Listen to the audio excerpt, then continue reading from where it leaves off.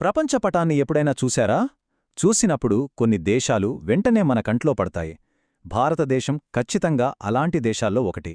ఎందుకంటే ఇది కేవలం పురాతన నాగరికతకు పుట్టినిల్లు మాత్రమే కాదు, దాని భౌగోళిక ఉనికి కూడా చాలా చాలా ప్రత్యేకం. సో ఈరోజు మనం భారతదేశం సైజెంత, దాని లొకేషన్ ఏంటి అనే విషయాల వెనుకున్న ఆసక్తికరమైన కథను చూద్దాం. సరే, మన ప్రయాణాన్ని వరల్డ్ మ్యాప్ నుండి మొదలుపెడదాం. ఇక్కడ చూడండి, ఆసియా ఖండముంది కదా, దాని నుంచి దక్షిణానికి అలా విస్తరించి హిందూ మహాసముద్రంలోకి ఒక ట్రయాంగిల్ షేప్లో చొచ్చుకొచ్చినట్టు కనిపిస్తుంది మన దేశం. ఈ లొకేషన్ చాలా స్పెషల్, ఎందుకంటే తూర్పు ఆసియాని పశ్చిమ ఆసియాని కనెక్ట్ చేసే ఒక న్యాచురల్ బ్రిడ్జ్ లాగా పనిచేస్తుందన్నమాట.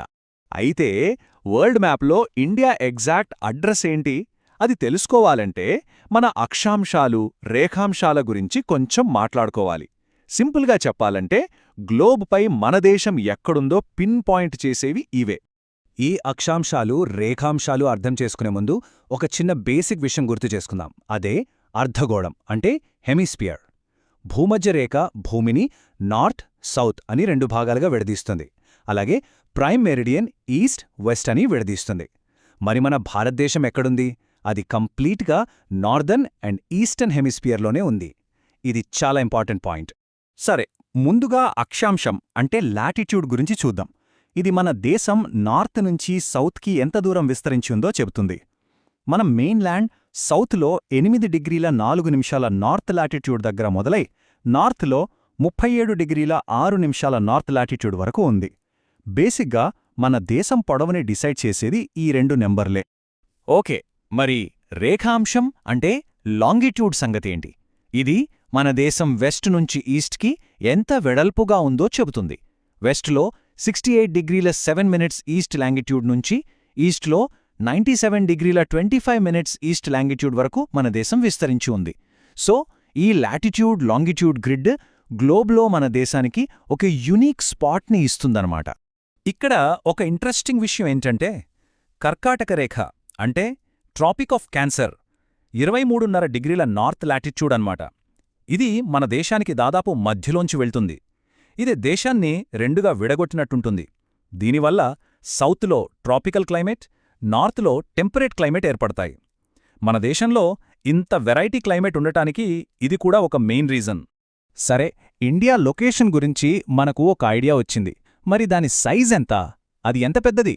ఇప్పుడు ఆ నంబర్స్లోకి వెళ్దాం. కొన్ని పెద్ద నంబర్స్ రాబోతున్నాయి, రెడీగా ఉండండి. India total area 3.28 million square కిలోమీటర్లు. 3.28 మిలియన్! ఊహించుకోండి, ఈ ఏరియా ఎంత పెద్దదంటే ఒకవైపు మంచుతో కప్పబడిన హిమాలయాలు, మరోవైపు విశాలమైన సముద్ర తీరాలు, మధ్యలో ఎన్నో రకాల భూస్వరూపాలు, కల్చర్స్ అన్నీ ఈ నేల మీదే ఉన్నాయి. అయితే ఈ 3.28 మిలియన్ స్క్వేర్ కిలోమీటర్లు ప్రపంచంతో పోలిస్తే ఎంతనుకుంటున్నారు? ఇక్కడే అసలు విషయం ఉంది.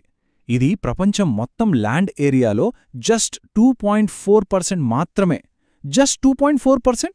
అయినా ఈ చిన్న ఏరియాలోనే ప్రపంచ జనాభాలో ఇంత ఎక్కువ మంది నివసిస్తున్నారు. అవును, ఆ 2.4%తోనే ఏరియా వైజ్గా మన దేశం ప్రపంచంలో 7వ అతిపెద్ద దేశం, 7th లార్జెస్ట్. ఇది చాలా ఇంపార్టెంట్ ఫ్యాక్ట్. ఈ భారీ దేశం కొలతలు ఎలా ఉన్నాయో చూద్దామా? నార్త్లో కాశ్మీర్ నుంచి సౌత్లో కన్యాకుమారి వరకు దూరం సుమారుగా 3214 కిలోమీటర్లు. అలాగే ఈస్ట్లో అరుణాచల్ ప్రదేశ్ నుంచి వెస్ట్లో గుజరాత్ వరకు 2933 కిలోమీటర్లు. అంటే మన దేశం వెడల్పు కన్నా పొడవు కొంచెం ఎక్కువనమాట. దేశం ఇంత వెడల్పుగా ఉండటం వల్ల ఒక చాలా ఇంట్రెస్టింగ్ విషయం జరుగుతోంది. భూమి తిరుగుతూ ఉంటుంది గదా, అందుకే తూర్పున ఉన్న అరుణాచల్ ప్రదేశ్లో సూర్యోదయం అయిన తర్వాత దాదాపు 2 గంటలకు పశ్చిమాన గుజరాత్లో సూర్యోదయం అవుతుంది. అంటే 2 గంటల టైం గ్యాప్. మరి ఈ 2 గంటల తేడా ఉంటే మనందరి వాచీలు ఒకే టైం ఎలా చూపిస్తాయి? మంచి ప్రశ్న కదా. దీనికే మనకు ఇండియన్ స్టాండర్డ్ టైం అంటే ఐఎస్టీ ఉంది. దేశానికి దాదాపు మధ్యలో ఉత్తరప్రదేశ్లోని మీర్జాపూర్ దగ్గర్నుంచి వెళ్లే 82.5 డిగ్రీల తూర్పు రేఖాంశాన్ని మనం స్టాండర్డ్గా తీసుకున్నాం. ఆ టైంనే దేశం మొత్తం ఫాలో అవుతుంది. అందుకే మనందరి గడియారాలు ఒకేలా నడుస్తాయి. ఓకే, ఇన్ని నంబర్స్, లైన్స్ గురించి మాట్లాడుకున్నాం. కానీ వీటన్నిటి వెనుక ఉన్న అసలు స్టోరీ ఏంటి? ఇండియాకి ఈ స్పెసిఫిక్ లొకేషన్ ఉండటం వల్ల మనకు కలిసొచ్చిందేంటి? ఈ జాగ్రఫికల్ ఫ్యాక్ట్స్ మన హిస్టరీని, మన ఫ్యూచర్ని ఎలా ప్రభావితం చేశాయో ఇప్పుడు చూద్దాం. ఒక్క నిమిషం ఆలోచించండి. ప్రపంచంలో ఏ దేశానికి లేని ఒక గొప్పతనం ఇండియాకి ఉంది. ఏంటది? మన దేశం పేరు మీద ఏకంగా ఒక మహాసముద్రమే ఉంది. అదే హిందూ మహాసముద్రం. ఎప్పుడైనా ఆలోచించారా ఎందుకలా? దానికి సమాధానం మనకున్న పొడవైన తీరరేఖలోనే ఉంది. హిందూ మహాసముద్రంలో ఏ దేశానికి ఇండియాకి ఉన్నంత లాంగ్ కోస్ట్ లైన్ లేదు. దీనివల్ల ఏమైందంటే పశ్చిమాన యూరప్ని, తూర్పున ఆసియాని కలిపే ఇంటర్నేషనల్ ట్రేడ్ రూట్స్ అన్నిటికీ మన దేశం ఒక సెంట్రల్ పాయింట్గా మారింది.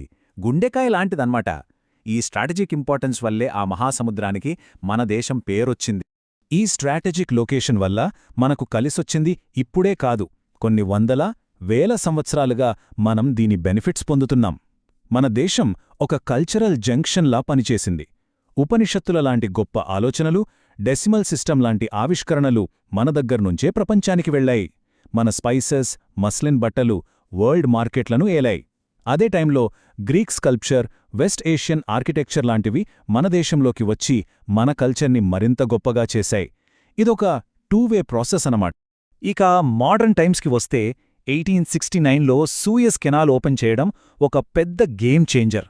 దానివల్ల ఇండియాకి, యూరప్కి మధ్య దూరం ఏకంగా 7,000 కిలోమీటర్లు తగ్గింది. ట్రేడ్ చాలా ఫాస్ట్ అయింది. ప్రపంచంతో మన సంబంధాలు మరింత స్ట్రాంగ్ అయ్యాయి.